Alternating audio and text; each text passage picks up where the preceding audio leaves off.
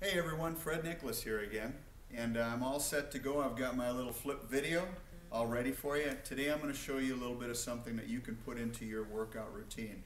Now what I'm going to work on today is some boxing fundamentals for you.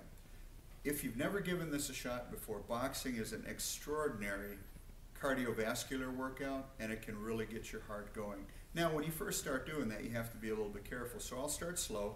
I'll give you some of the basic fundamental things that you're going to want to do and know, and so that when you do start really getting into these routines, that you can feel very comfortable, that you have a good understanding of fundamentals. Now from here, one of the things that we talk an awful lot about in anything we do is that the power in the body comes from here. It comes from the center. So the trunk rotation that we do in a lot of our classes, whether that be in our karate classes or our combat endurance training classes, we do a lot of this because it makes people aware of turning the center. And when they turn the center, I talk to them about turning their heels up for a couple reasons. One is when we do the trunk rotation, it allows us to turn further. It allows us to squeeze our center a little bit more effectively. The other is when we extend power with punches by turning the heels up, it releases power in the direction that we want it to go. So from here, fundamental stance, I'm a right-handed person, so that means my power hand, which is my right hand, is back right under my chin. My left foot is forward, my right foot is my back leg. Now my feet essentially, and again there's different stances and different styles, but our stance essentially is a boxing position where feet are one shoulder width apart, one shoulder width long, and my toes are turned slightly to the side. The reason for the toes to the side is because I don't want to expose a lot of the real dangerous spots if I were to be hit on my body. I don't want them straight forward. The other thing is by turning to the side, I naturally protect those areas a little bit better, and I also load my power up, which again in my case is the right side of my body. Now from here, the hands are up in front. My left hand is my lead hand, my right hand is back. Now if I'm going to strike something right at the point of impact, my hands are going to tighten so I don't hurt my hand.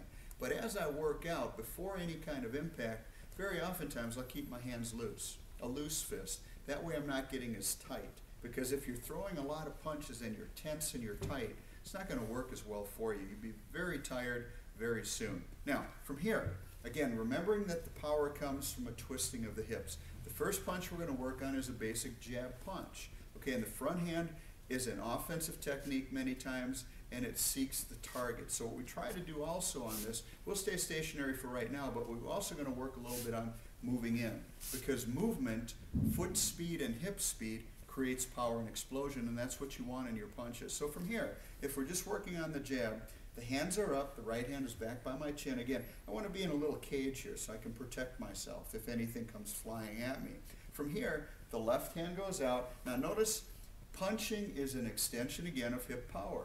So what I want to do is, all I'm doing is I'm letting my punch flow off of my hip.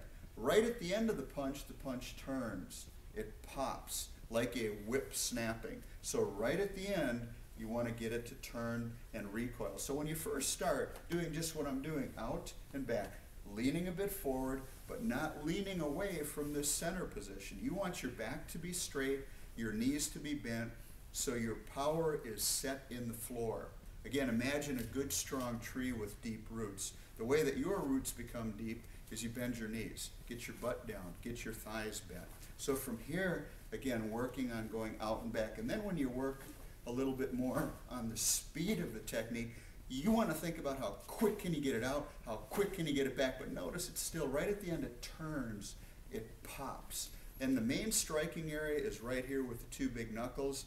These two knuckles are supported by the bones in the hand and the bones that run up through the forearm. If you're hitting with this part here, especially hitting an object, there's a good chance you're going to hurt yourself. So this is the front striking surface, this area right here. Now, so we've worked a little bit on the jab.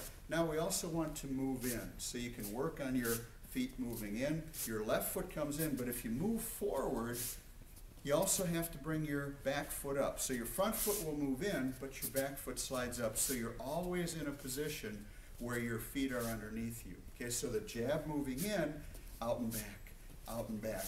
I'm squeezing my belly, I'm relaxing my body, so you're nice and loose. And you want to, when you throw that jab, cover up the chin with your shoulders. So again, if something gets thrown here, it doesn't hit you on the cheek. And again, hopefully you're never going to get anything thrown at you, and you're just using these things to work out and feel good and strong. But if it should ever happen, it's good to protect yourself. Okay, so again, working on that jab. Breathe. Breathe. Another thing you can do to get your heart going a little bit more is you're chopping. And then chop, little baby chops like this, and then get the jab out and back. And again, you can work on that as quick as you want to get that popping motion going. Again, a lot of breathing, and breathe from deep in the belly. Now, I want to give you a little bit of a foot drill also that's very important for you to do. So from here, again, you're in your stance, and what I do is I tell the students a lot of the times, if you have a line here that you can stand on, you put one foot on one side of the line, one foot on the other side of the line. And what we're going to do from here is we're going to move forward first. So if I'm moving forward, my left foot moves first, my right foot follows. So I always end up with my feet in the original position.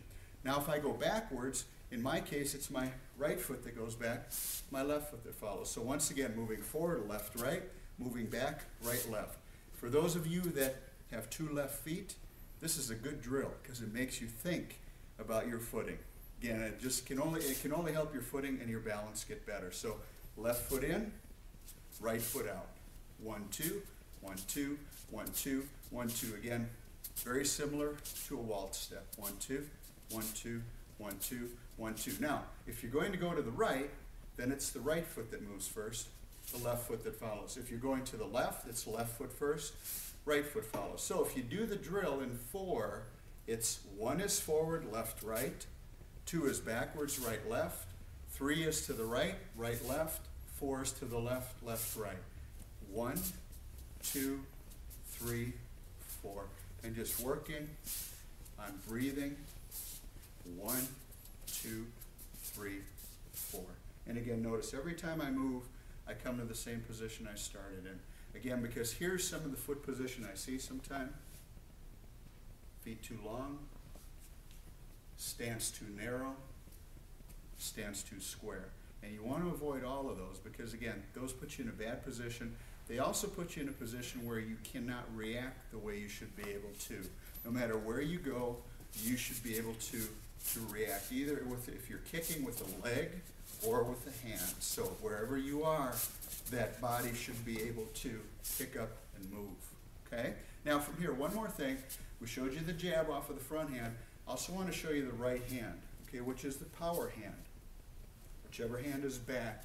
Again, because all your thrust, all your power is coming forward. So a simple 1, 2 is left hand first. Now notice as the left hand fires out, as it's coming back, or as it fires out, it loads this one. So this one's ready to go. Now as one comes back, the other one pulls out. And again, right at the end it turns. Notice that the heel turns up. Because again, as I mentioned to you before, we want to turn those heels up because that releases the power in the direction that you want it to go. So from here, it's left, right. Right at the end. Pop, pop, pop. So right as this one's coming back, about midway coming back, this one's coming out. So they're meeting midway.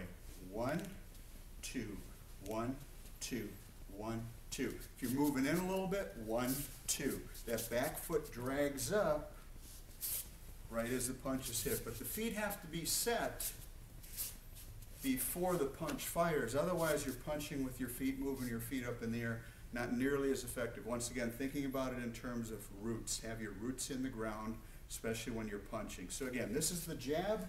This is the right cross. Jab, right cross, jab, right cross, jab, right cross, trying to keep your shoulders relaxed, and you can move a little bit. Work again on breathing, work on relaxing.